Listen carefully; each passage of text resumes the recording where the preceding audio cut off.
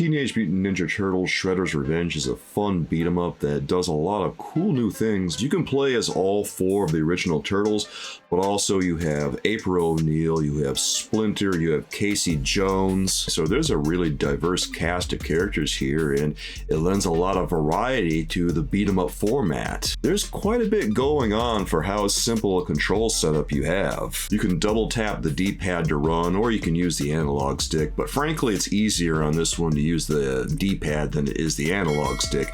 And you do have the traditional jump and attack button, but you also have a super attack as well as a taunt. And when you say it out loud, it doesn't seem like much, but the difference is huge, because the more that you attack your enemies, the more that you rush at them, the quicker your super meter fulls, and the more super attacks you can hand out. The more I was playing this game, the more I found I was being rewarded for aggressive gameplay and the more super attacks I was getting. That said, it's not all mindless button mashing fun, because when you get to bosses, there's a little bit of strategy involved.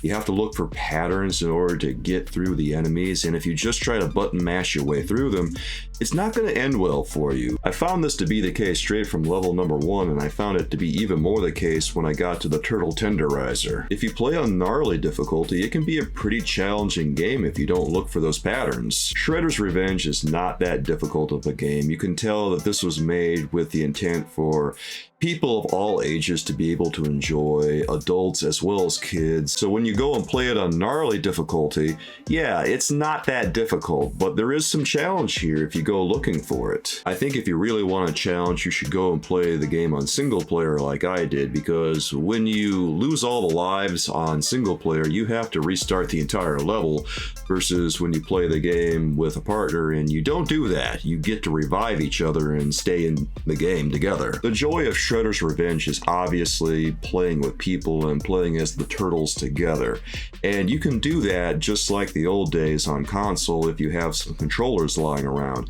But you do have the option on Nintendo Switch of going online and forming a party with people online if you want, but you have to have Nintendo Online in order to be able to do that. The graphics on this feature pixel art that's based on the animated series, so when you look at this, it really looks a lot like the cartoon at times, and considering the graphical upgrades that we have over the years, this looks really good, and everything looks really fluid. At times it feels like everything is ripped from the show, and they were able to get a lot of the voice talent from the show to come back and do this video game, so it feels even more like we're playing an old episode of the Turtles cartoon. The story of Shredder's Revenge is the weakest part of it, and it's just an excuse for all the action on screen to happen, which that's fine, because you gotta have a reason for the things to happen on screen, and it doesn't really matter how they do it as long as they get the ball rolling. And it feels a little bit like they're rehashing the plot from Hyperstone Heist and Turtles in Time, but fortunately the gameplay makes up for it so much that you really stop paying attention to any of the story elements, and you just want to play through and see all the sights and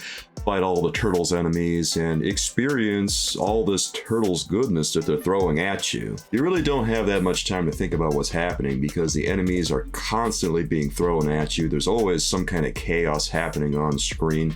It's a really fun beat 'em up, and they've also added the ability to level up your character so you get more hit points, more attacks as you're going, and that really makes the game a lot more rewarding, because it doesn't feel like you're just playing the same thing again and again. It feels like you're actually making some progress as you go and leveling up your character, getting them stronger to be able to take on the challenges more effectively. And this is particularly nice, especially if you're having a hard time with the game.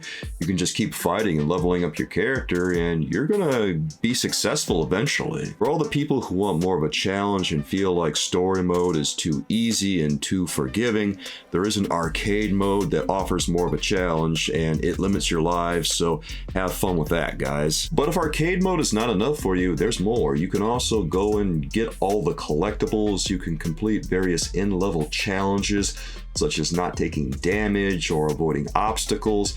There's a lot to do here, guys. Overall, I have to say that Shredder's Revenge is one of the better beat-em-ups in recent memory, And even if you're playing on Nintendo Switch with some of the limitations of the online features, this is worthwhile checking out, and it plays extremely well on Switch. It doesn't have any issues at all. If you want to get this one on Nintendo Switch, I do recommend it. I think that you will have a good time with it. Be aware that you will have to have Nintendo Switch Online if you want to access some features, but otherwise, this is totally worth getting. I recommend checking it out, and you're going to have a blast with this one if you're into beat 'em ups or if you're into Teenage Mutant Ninja Turtles, guys.